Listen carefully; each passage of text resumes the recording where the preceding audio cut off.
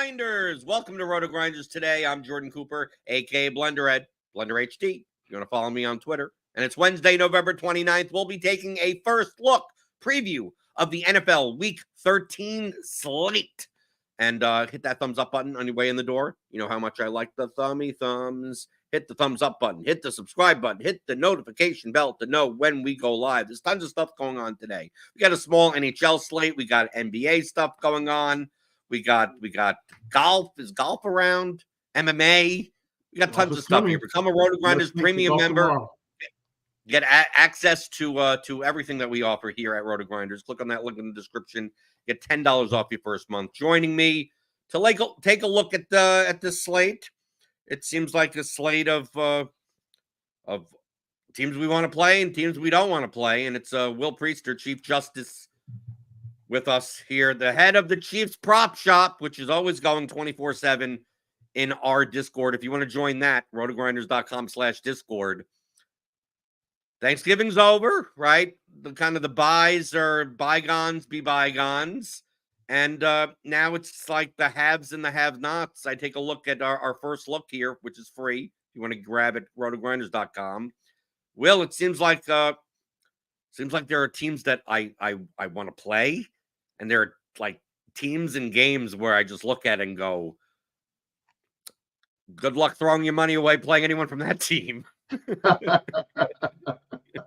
Yeah, for sure. I think so. Let me say this. So a lot of times when I'm starting the week, I always look at what I feel like the public is going to like, because that typically gives me an idea of how I may want to start building, like even outside of the projections. And by the public, I mean, by the end of the week, usually around Friday, Saturday, we start getting some really rounded ownership projections. But I think from a public standpoint, in terms of watchability, I have to assume most people want to watch Philly, San Francisco from a real game perspective, right? I think that's the game everybody wants to watch, which means for me, Blender, I know we're talking about DFS, which means in terms of sports betting, everybody wants to get involved in this game. This is what the public wants to watch. Now with people have all these betting apps on their phones, like, they're going to be clicking buttons for this game. You're telling me, Will, you're telling me people aren't psyched for Falcons Jets? No, they're not. No, they are not. I think and because I'm on the Blitz show every week and I'm so involved with the Blitz stuff, I kind of know, I feel like I have a hunch where the Blitz is going to go this week, which is interesting. But I can tell you right now, I think from a public DFS perspective, so remember, we got three things going here. Public real life, they want to see San Francisco Eagles. Public DFS, I have to assume people are going to load up on the Miami Dolphins this week against this terrible Washington defense. So that's public DFS. The back door, which is the Blitz, I always call the Blitz the back door because it's always going to lead you somewhere else. I can assure you the Blitz is going to be on Lions Saints. I can almost assure you of this. Right, we know it. All you have to do with the Blitz is go, okay, let's see. Okay, we're gonna play the game, right? We're gonna play the Blitz game. This is the Blitz game. If you want to know, it's like, okay, let's go down the games that are. It is the elongated view. Okay, the Patriots. Like, no, well, where do they play? Well, they're playing outdoors in New England. The Jets are playing outdoors in New York. The Titans are playing outdoors in Nashville. The Steelers are playing outdoors in Pittsburgh. Washington's playing outdoors in D.C. Tampa Bay, yeah, I guess it's Florida, but they're still outdoors. The Texans play pretty much outdoors in Houston. The Eagles are outdoors in Philly. The Rams are in Los Angeles. Decent weather, but still outdoors. But they got the Browns, which are a slow team. Right. And then you take a look at, the Saints, it's the Superdome. And it's the Lions, another dome team playing against each other. We know this. Right, we know the dome factor and the Blitz.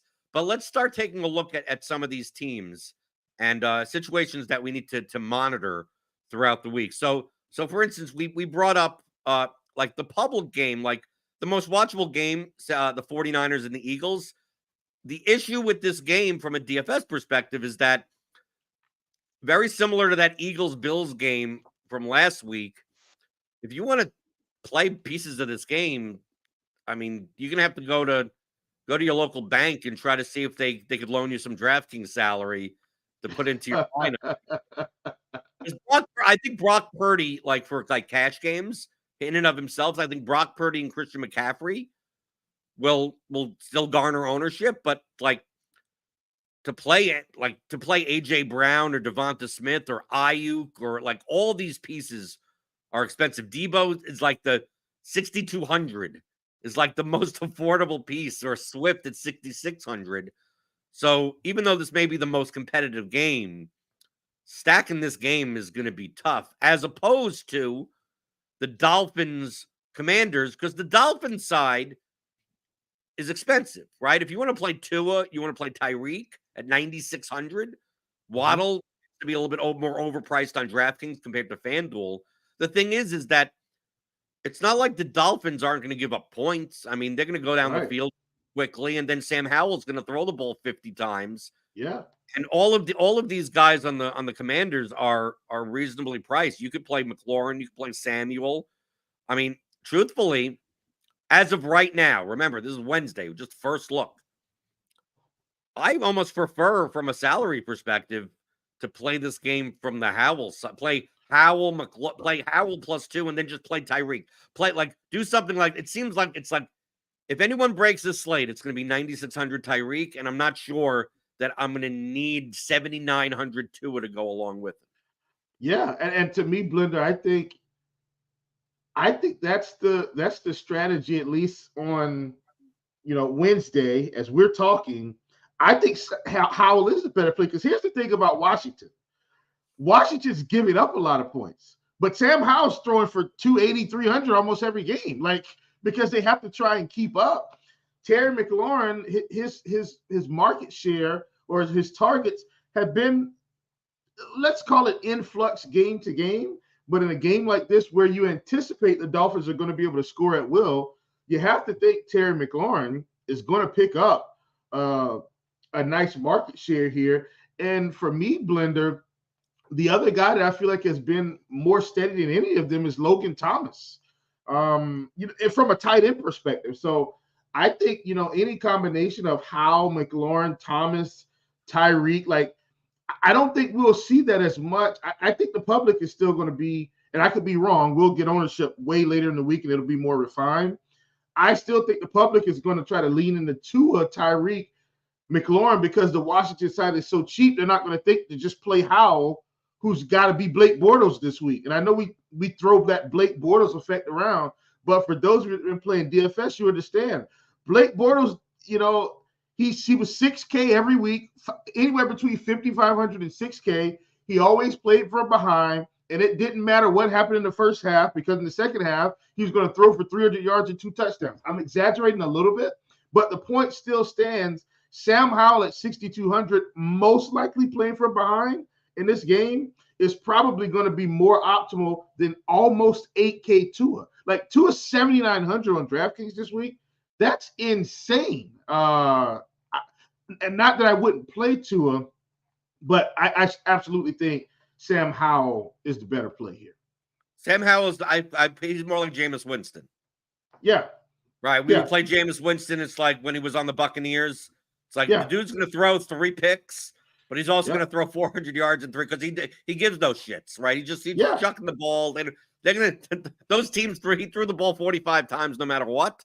Yeah, and he'll throw into double coverage. And for DFS purposes, we want that. We don't want the guy that throws 6-yard passes, slant routes and we don't want Kenny Pickett. We don't want Kenny Pickett. Right. We want Sam Howell. And really, Blender, I think, like you mentioned, this is not an exaggeration either. Like you talked about Howell throwing the ball 40 times. Blender, last 5 or 6 games, 44, 45, 44, 45, 52, 42. So I don't want people to think you were exaggerating. No, he's throwing the ball 40 plus times a game, without question. So we mentioned the game that, the blitz favorite, which we're expecting, the Lions and the Saints. I think this may also, the popularity of this game, at least from a DFS perspective, may go up. It's going to what's going on with, because we have Stupid in our receivers. current RG projections, like, is Olave, if Olave and Shaheed are out, I mean, essentially, like, everyone on the Saints, like, do we play A.T. Perry? Like, do You we do. play, like, what's going to happen? Lynn Bowden? I mean, I mean, all these receivers are cheap. Yeah. The Saints have a 20.5 implied point total, which is not like high, but it's still higher than like half some of these. It's higher than the Commanders. It's high. It's higher than it. I mean, it's only 2 points behind the Eagles, so it's not like it's low. Yeah, and I to mean, me, Blender, that's where I kind of hate it this week, because if the regular receivers were there like Michael Thomas, Shaheed, and Olave, we could probably sneak this game in behind the back door. But because Olave is concussion protocol, and I think Shaheed is either a thigh or a calf, something like that, because he left the game in the first half last week. Olave left with a concussion. And Michael Thomas was already out. So if those guys are out, then if nothing else, these receivers are going to be overowned. Because here's what the public's going to do, I think, Blender. And we've been playing long enough to kind of have some slight anticipation. If this is how it's going to go, the public's going to do what we think. They're going to play Tua, they're going to play Tyreek, they're going to play McLaurin, and then they'll just add one or two of these 3K receivers because they can do it, right? And so what will happen is the receivers will get the ownership. The Lions will get zero ownership because everybody still wants to play Miami this week, I think. And so we could end up in a situation where while A.T. Perry and Lynn Bowden or Keith Kirkwood, who's been in the offense, or Marquez Callaway, who's already been in the offense, any of these guys could be a necessary evil, but nobody's going to play the Lions.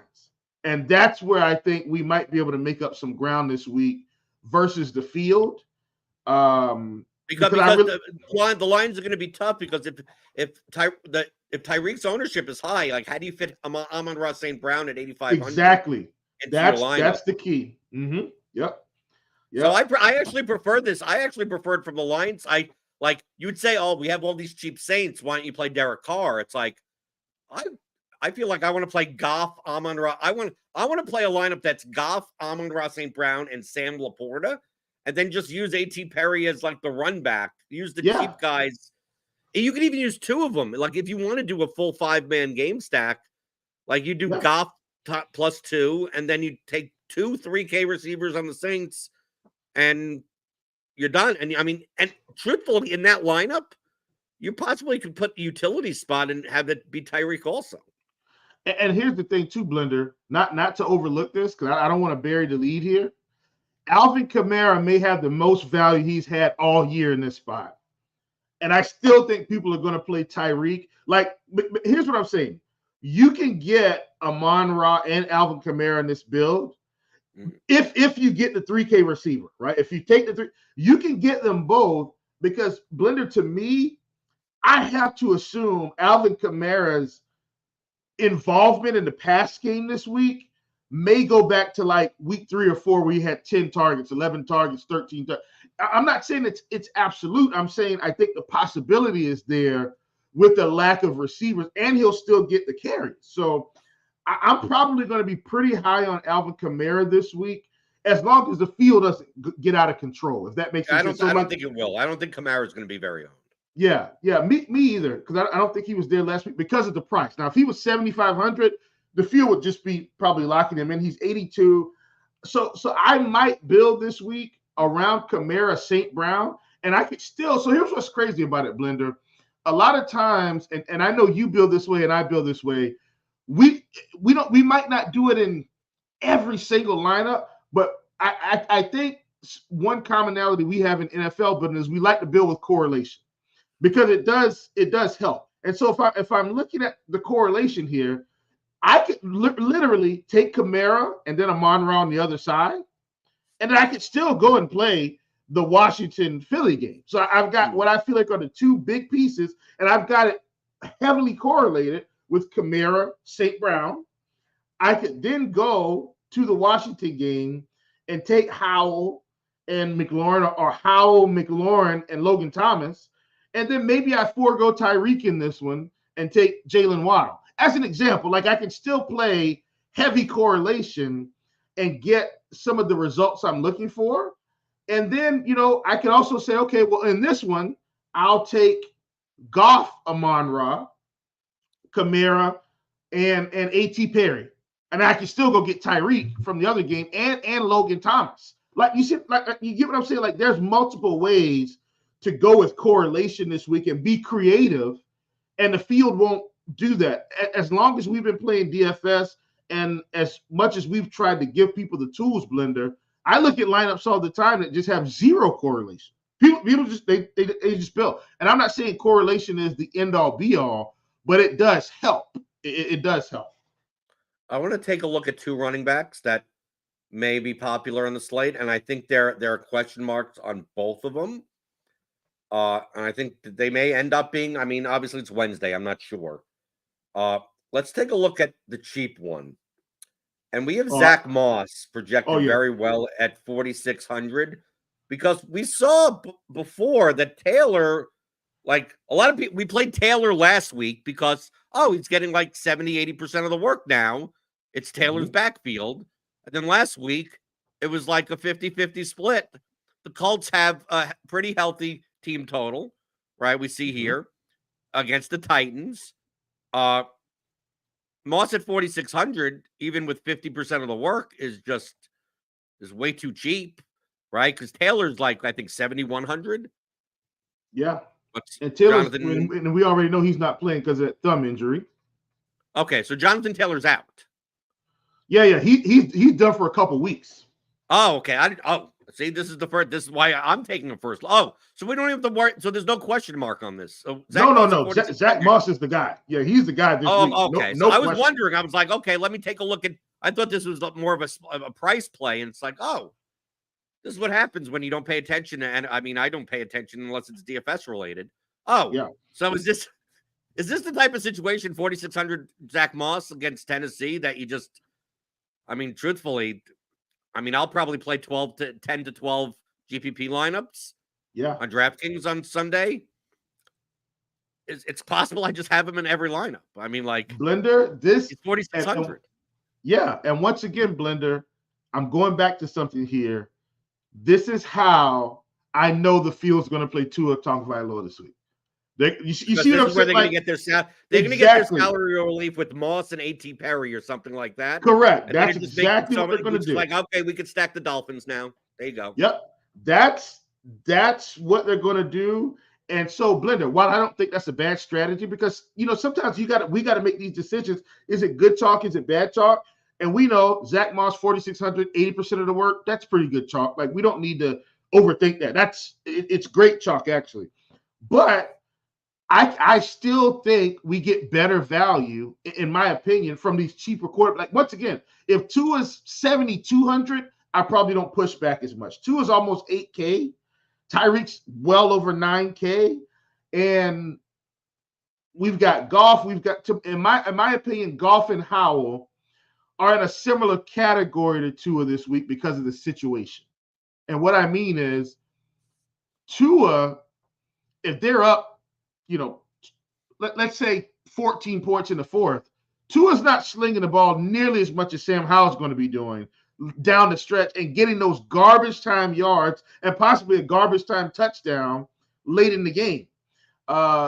Jared Goff on the road in the dome. This is going to be, in my opinion, Blender, and I'm pretty sure I'm right on this just because, I'm on the Blitz show every week, so I kind of know the little intricacies. Detroit, New Orleans is going to be the fastest game of the week, I think, in terms of pace. So being able to get Goff, Amon-Ra, Kamara, I can still plug in Zach Moss. I can possibly still get Tyreek, especially if I plug in one of the 3K receivers. So like there's just multiple ways to get there this week. And that's not even talking about some of the San Francisco guys because Philly's been giving it up through the area. That's not even talking about Debo or IU, where you can get even a little bit more creative off the beaten path, or getting in McCaffrey, right? Like I feel like I'd rather build a lineup that has Purdy plus McCaffrey with Tyreek than sacrifice McCaffrey and play Tua. Yeah, I'd absolutely. rather you. Yes. The Yes. cheap quarterbacks have so many ways of equaling the higher priced quarterbacks that the quarterback price, the way that quarterbacks score points, is that maybe Tua has 28 points, but if Purdy has 22, that's the 2K difference in price is going to matter. That instead of having Kyron Williams, I have Christian McCaffrey's 40 points. Like, give it to me. And I wanted to talk about Kyron Williams because he scored 40 this past week. He projects decently well currently. He's 7,200. You mentioned before it's the Cleveland defense. This game doesn't have the highest of totals.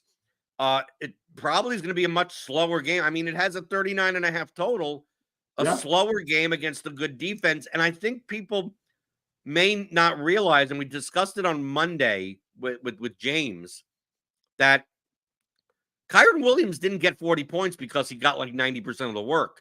He was just extremely efficient. Royce Freeman, Kyron Williams had 19 touches and Royce Freeman had 16 touches. It's not like it was Kyron Williams' backfield. Yeah, and we knew that going in. Right. Yeah, we knew that going in because Kyron was coming off injury. Like, they had already said, hey, we're going to, in a sense, not give him a full workload. But like you said, I mean, you get 6 catches for 60 yards and over 100 and touch. Like, of course, okay. But I don't think this is the spot for Kyron, generally speaking, especially with but I think he's going to, I mean, if you take a look at the running back position, I mean, especially once you plug in Moss in, I mean, I mean, really, the running back position gets shaky. You get Javonte Williams. I'm never thrilled playing Javonte Williams because it seems like every game he's getting hurt for at least a couple of plays. So, I mean, I don't like the Broncos offense. Obviously, you got McCaffrey. I'd love McCaffrey. Sure, great, but he's 9K. Ramondre, not in a great spot against the Chiefs. I'm not a big fan of really playing Derrick Henry as an underdog. Jerome Ford, same problem in that slow game. James Conner, they're mixing in like Demercott. They're mixing in other running backs in Arizona more than Conner has in the past. The guy that I'm looking at in the middle here, against the Tim Boyle-led Jets, could Bijan Robinson get 25 touches if the Falcons have the ball so much? That would be wise coaching. But they're going to give Tyler Algier 10 carries in this game, probably. And they're starting to get Cordell Patterson worked in a little bit more, Blender. Like this week, he had 8 carries for 43 yards. And, I have to assume they're going to keep him involved. Now, I don't have anything against Cordell Patterson, but the way they run this offense is basically Bijan Robinson's, kryptonite because he doesn't own the backfield. Now, I will say this. There's been a price adjustment for that. It's not like he's 8K, he's 6,700. So I like Bijan in tournaments because he does have some upside. They should beat the Jets, but we don't know. This team is weird. Desmond Ridder could absolutely throw 3 interceptions in the red zone. He's done this several times this season and just cost them points. I don't know. So there's another running back that I feel safe playing. I'm surprised that he was not currently projected higher. I thought he would be like the second highest point per dollar projected running back, and that's Rashad White at 6,300. The Bucs are facing the Panthers, who have their defense sucks. It's not that appealing of a game in general, but the Buccaneers are favored at home, right? By a healthy amount. Why don't I want to play White practically owns that backfield, and he gets, all of Baker's checkdowns. I know the Bucs have had a hard time running the ball this year, but they're facing the Panthers. Anyone could run the ball against the Panthers. It feels weird to me because I went in today. I open up this. I'm like, I look at a dummy lineup and I'm going, okay, I know who I'm playing. Like I want to play Rashad White and Zach Moss, and then I see, and it's like, oh, why? Like he projects lower than point per dollar wise than like Jerome Ford and Ramondre Stevenson, and feels like I always play Rashad White because it seems like he gets to 15 to 18 points, like no question. Even if he only has 40 rushing yards, he manages to get there. And Blender, the funny thing is, last week he got there in the opposite direction. Got 100 yards right on the nose and only had 2 catches for 10 yards. But somehow, some way, 16 fantasy points. I mean, he just does it. I don't mind Rashad White this week. I'm not sure how the Panthers are going to handle their team management. So, Blender, one of the reasons why I hated the Panthers this season so far, they're a terrible football team that likes to control the clock. So they just limit so many opportunities, but I'm not sure if they're going to be playing different because they fired the coach, they fired the running backs coach, they fired the quarterbacks coach. The special teams coordinator is going to be the acting head coach. I don't know what they're going to do this week with this offense, but they still shouldn't be very good.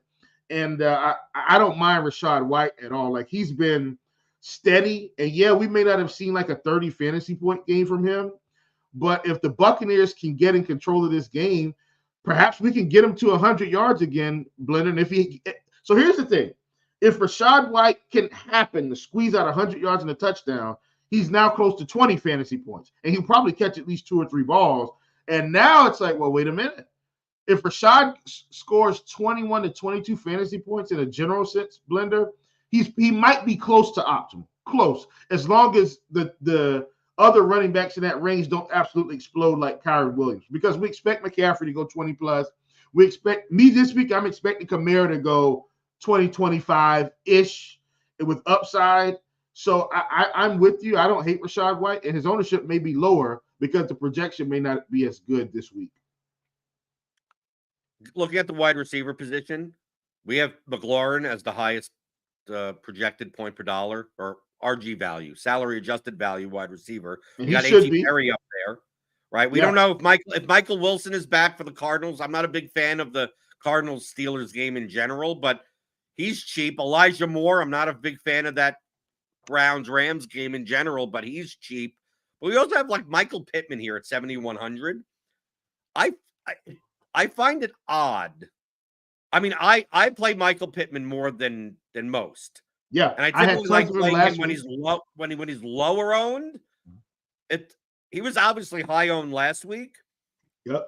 I have a hard time imagining his ownership being like he's in this weird price range where, like, if you're playing Tyreek and you're playing Kyron Williams, how do you fit in a $7,100 wide receiver, right? Like, it feels like if you're playing, you'd have to play like, if you're playing Pittman, you're not playing McCaffrey and you're not playing Tyreek Hill in your lineup. And I just see less lineups that look like that. Do you think with Moss, especially with Moss being 4,600, people may not want to play Moss and Pittman together?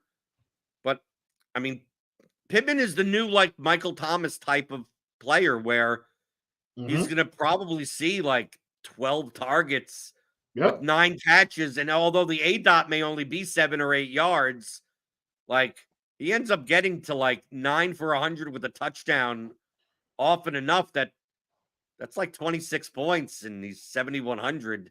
Yeah.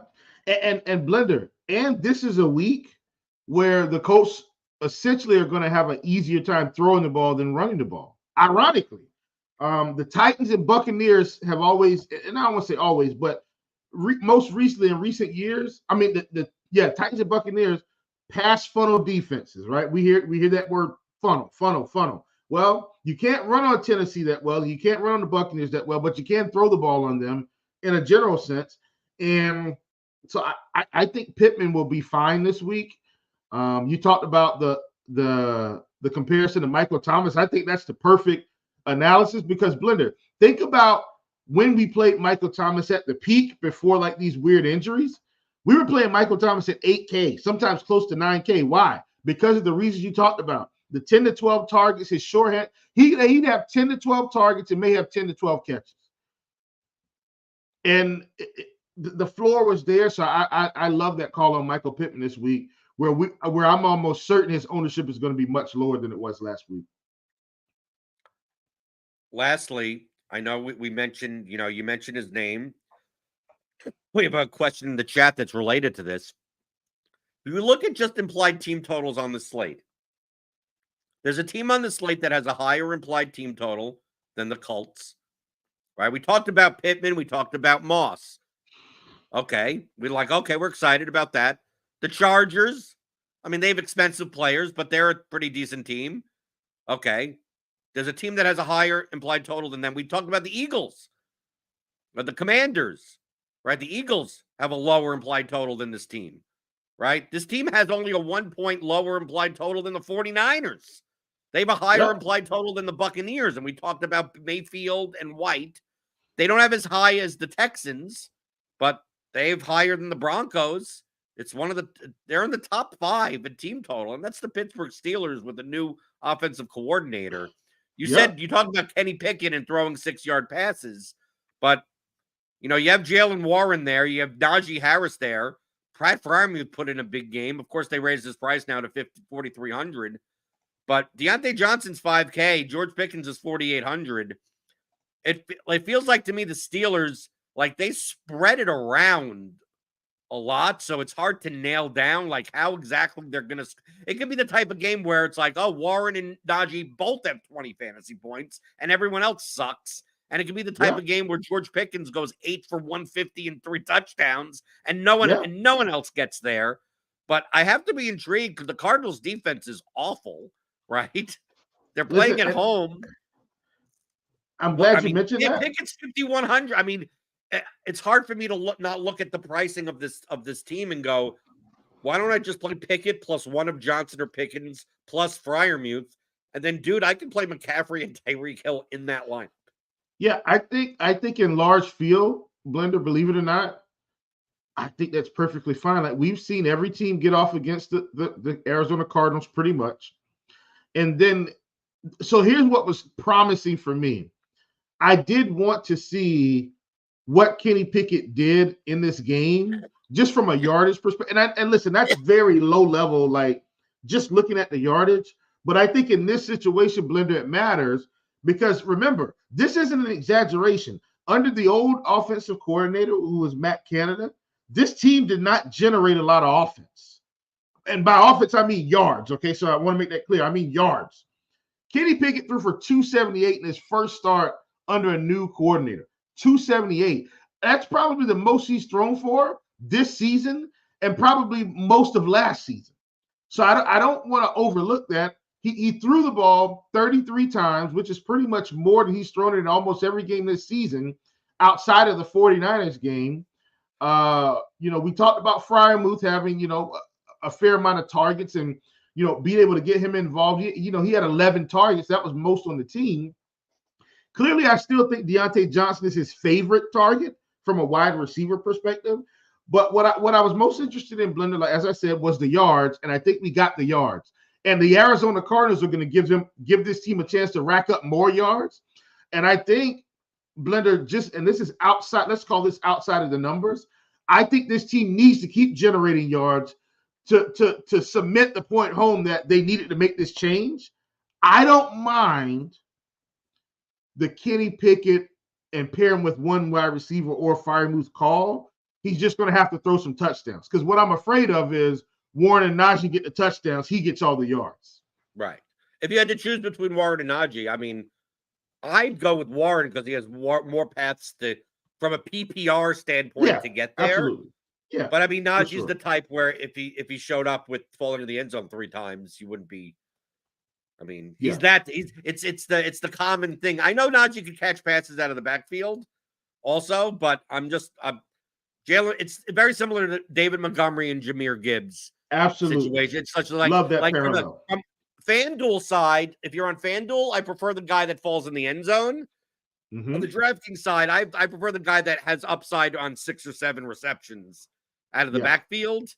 So, to me, I side on each side, but they could both of them could easily be a wash. Pittsburgh could be a wash. Even though all these guys are pretty cheap, Pittsburgh could put up 4 touchdowns, score 31 points on 4 touchdowns, and nobody no one get and you don't have a flame emoji amongst anyone because it's all you end up with Kenny Pickett, right? He throws 260 and one touchdown. Warren has a touchdown. Harris has a touchdown. Deontay Johnson goes like 6 for 60 with a touchdown, and Pickett's like 3 for 50, right? Or Yeah. something, something like 3 for 90 even. And it's like but everyone gets around 15 points, and it's like, okay, well, yay, they scored 31 points, and it didn't really and if they matter. scored 31, that means Boswell's been involved some anyway. So, right. Yeah. Yep. I get it. Or also the Steelers D. Michael Towson says you never know. The Steelers, they could score, Steelers D, pick 6 on Kyler Murray. I don't mind Steelers D this week for what it's worth. And listen, defense is high variance. Well, as long as they're not crazy expensive.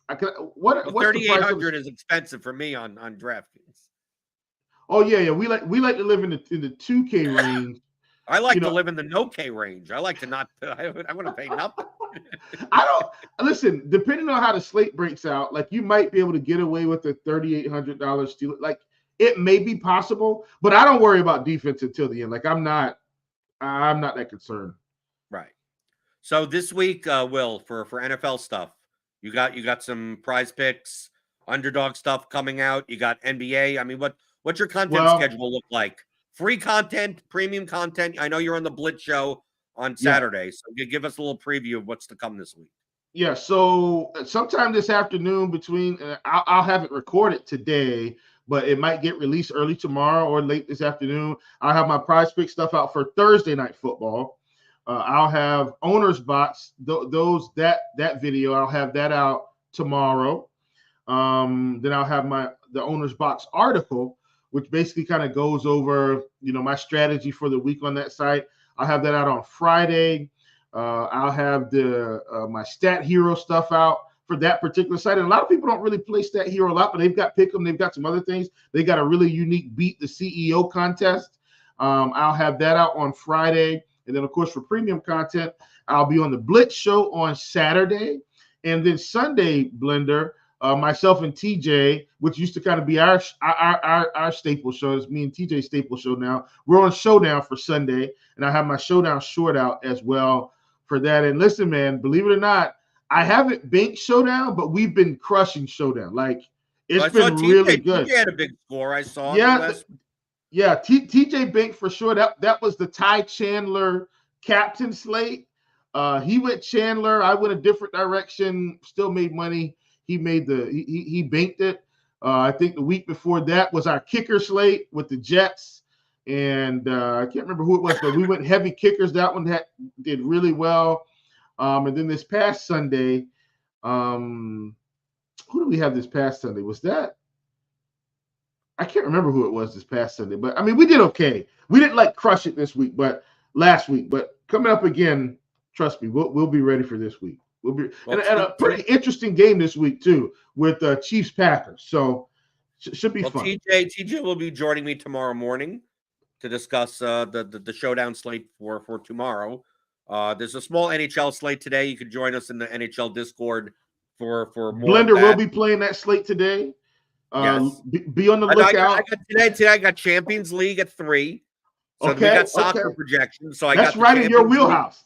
That's my normal wheelhouse. I'll play Champions League. I know. In Premier League soccer. And then the 3-game hockey slate. We got that tonight. Of course, you got Grinders Live and Crunch Time for NBA tonight. So feel free to tune into that. Hit that notification bell to know when that goes live. And then tomorrow, typically Tuesdays and Thursdays are the big NHL days. So I'll be dealing with that tomorrow as well. And then Friday, I believe we'll have Squad Patrol on for a GPP look at the Week 13 slate once we get some ownership in. If you want the ownership projections, if you want our player projections, if you want lineup HQ, you want we got SimLabs. That's free for now, but soon it'll be behind the membership curtain. So if you want all of our stuff, all of our premium content, click on that link in the description, get $10 off your first month. But you know what is free? Our Discord, rotogrinders.com/Discord.